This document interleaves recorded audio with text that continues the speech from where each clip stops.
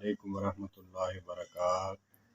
سن 2000 سے لے کر 2010 تک تحقیقی سلسلہ جاری رہا۔ میں نے جاری رکھا سیکھنے کی حد تک کہ دیکھوں کہ سبھی ایک دوسرے کو کافر، مشرک، گستاخ گردانتے ہیں، لیکن مسلمان کون ہے؟ دیکھنے کے لیے اپنی قبر کو سامنے رکھ کے میں نے تحقیق کرنا شروع کر دی۔ تو کافی مسائل ہیں جو ڈسکس ہوتے رہیں گے۔ ایک مسئلہ ہے آج اذان کا۔ اذان جو ہے، اہل حدیث حضرات جو ہیں، اذان کے ساتھ اقامت جو ہے وہ ایک ایک لفظ والی کہتے ہیں۔ اذان کے دو لفظ ہیں،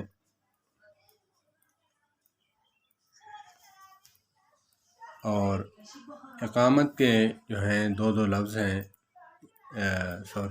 اقامت کا ایک لفظ، اور جو اذان ہے اس کے دو لفظ اور ایک لفظ اقامت کا۔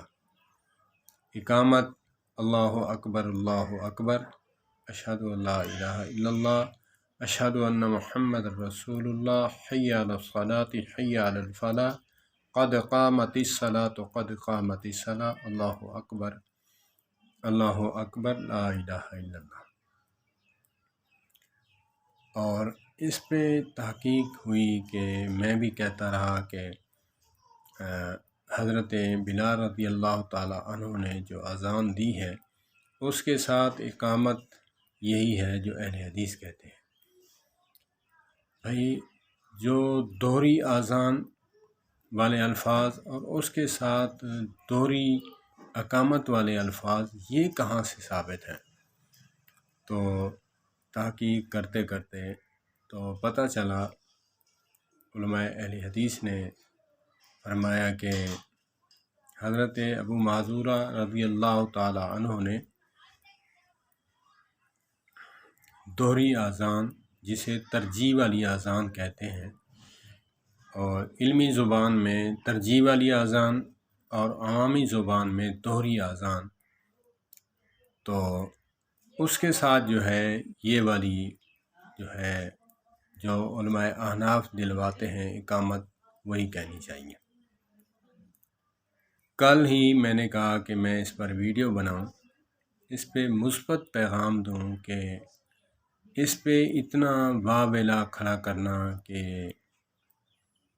اس پہ نماز نہیں ہوتی یا پھر اذان نہیں ہوتی، سنت کے خلاف ہے، تو کل ہی میں نے ایک عالم دین اہل حدیث ہیں ان سے رابطہ کیا۔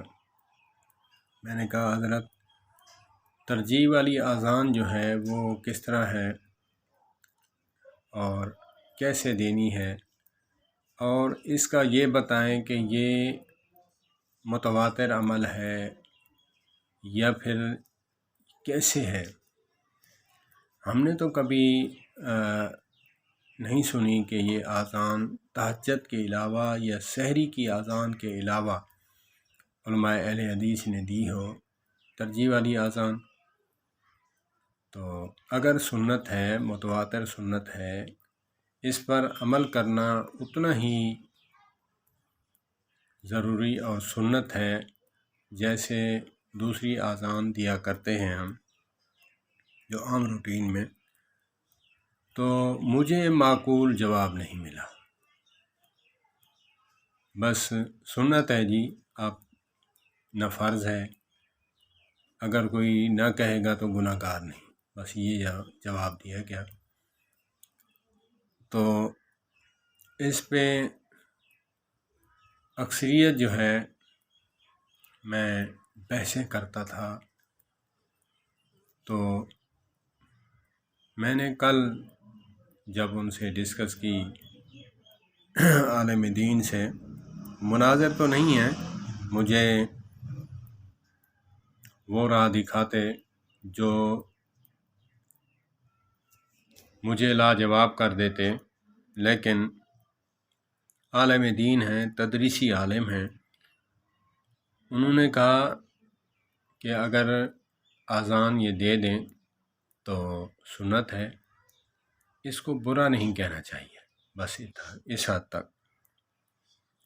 میں نے ایک سوال یہ بھی اٹھایا، میں نے کہا اگر سنت ہے تو باقی نمازوں کے اوقات جو ہیں اس وقت بھی یہی اذان دینی چاہیے۔ پھر انہوں نے کہا ہاں یہ بات بھی ٹھیک ہے، دینی چاہیے، لیکن میں نے کہا کہ وہ بات ظاہر ہو گئی کہ جیسے علماء احناف فرماتے ہیں کہ یہ اذان تعلیماً تھی، حضرت ابو معذورہ رضی اللہ تعالی عنہ بچپن میں یہ اذان نقل اتارتے تھے حضرت بلال رضی اللہ تعالی عنہ کی۔ تو نبی پاک صلی اللہ علیہ وآلہ وسلم نے دیکھا حضرت ابو معذورہ کو، تو آقا کریم علیہ الصلوۃ والسلام نے فرمایا کہ اسے یہاں لے آؤ میرے پاس۔ تو آپ نے فرمایا کہ دوبارہ پڑھو، کیسے پڑھتے ہو؟ تو جب اذان سنی پھر کہتے ہیں کہ کلمہ بھی پڑھ لیا انہوں نے، تو پھر ان کو اذان پکا کرانے کے لیے، تربیت کے لیے، تعلیم کے لیے ان کو اذان دلوائی، اشہد ان محمد الرسول اللہ تک جا کر۔ یہ آہستہ الفاظ تھے، دھیمی آواز میں، اللہ اکبر اللہ اکبر، اشہد ان لا الہ الا اللہ، اشہد ان لا الہ الا اللہ، اشہد ان محمد الرسول اللہ، اشہد ان محمد الرسول اللہ۔ تو پھر جب کہا کہ دوبارہ پڑھو تو یہاں سے شروع کیا، اشہد ان لا الہ الا اللہ، اشہد ان لا الہ الا اللہ، اشہد ان محمد الرسول اللہ۔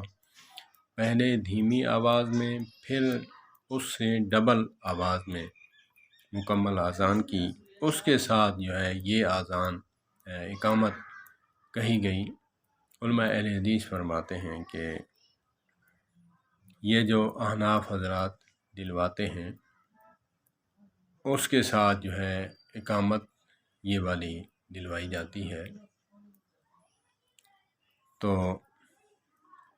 میں نے اس بات کو بغور سوچا، انسان دنیا کے لیے کتنی کوشش کرتا ہے، کتنی تگ و دو کرتا ہے، محنت کرتا ہے، انتھک محنت کرتا ہے کہ میں حاصل کر لوں، لیکن دین کے لیے ہم بالکل نکمے،